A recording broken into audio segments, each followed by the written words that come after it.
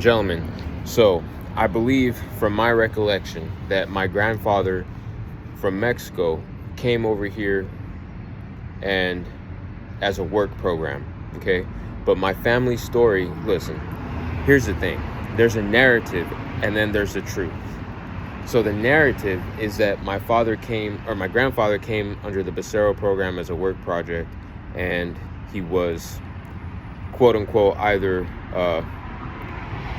he wasn't supposed to be in the Becerro program because he had killed somebody or basically shot somebody in their property or something like that. That's the difference, though.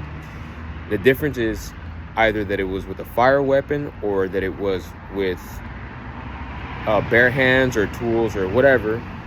But the point is that life was taken. So the narratives that could be taking place right now,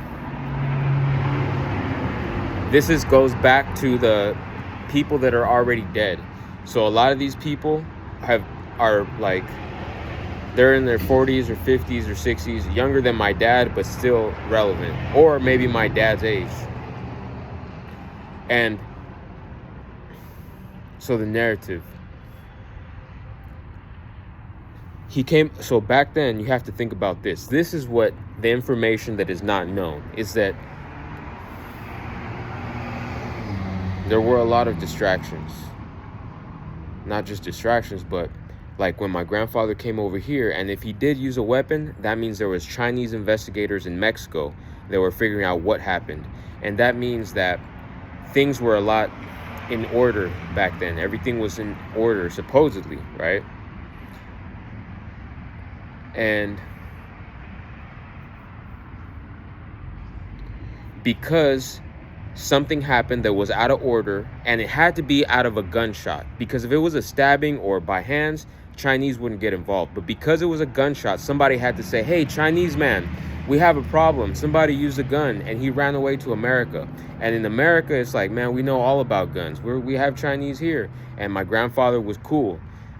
He got protection here. And that's why it explains my family. Now,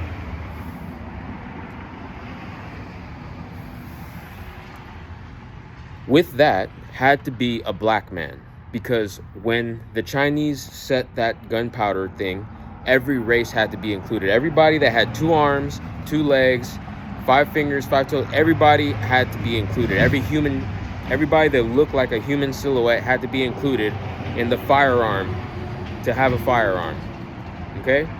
So from there, when my grandfather used it and he came over here, he came with a black guy, okay? Now, those people that were saying, hey, he used a firearm, we gotta investigate him.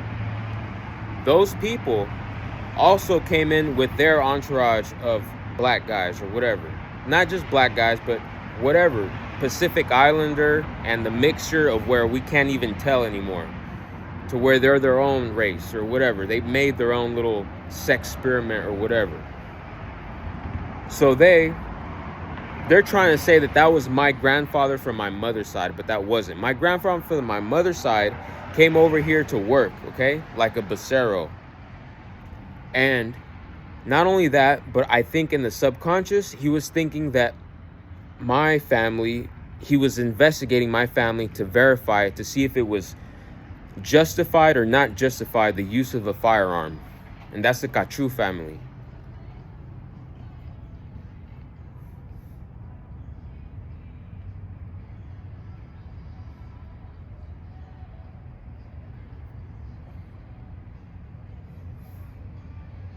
So from there, ladies and gentlemen, it was a spiritual warfare. Spiritual, not only spiritual, but also physical. And it got so physical, it got logistically brutal. Okay? And so from there, because it was so brutal, it went to spiritual. And from there, the Chinese man was the last one to fight with UPC codes and building things and technology and iPhones. And from there, you got to see the people that took advantage of that technology. And then the people that it helped and the people that it didn't help. And the people that use it good and the people that use it for bad. So today is 2026, July 28th, on a Tuesday. Think about how people are misusing the Justice Department, the Elk Grove Police Department. So everybody in the Elk Grove Police Department, Samantha Munoz, who when I called 911, it sounded exactly like you. All this stuff is gone, okay? When you showed up to my property after I got out of Rio Consunas Correctional Center, you have to show up here again. And I'm going to record you, and professionally, because I don't know who you are, and your family is in debt. I know that just by looking at you when I saw you.